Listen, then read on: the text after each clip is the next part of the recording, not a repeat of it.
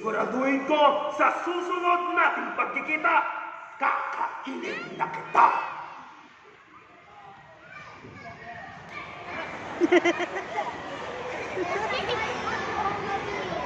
Batang Oso, okay ka lang ba? Narinig kasi namin ang paghingi mo ng tulong. Kaya dali-dali kaming nagpunta rito. Okay naman po ako, Mamang Superhero. Mabuti na lang po talaga dumating kayo. Kung hindi, sigurado nakain na ako ng Mamang Leon na yon.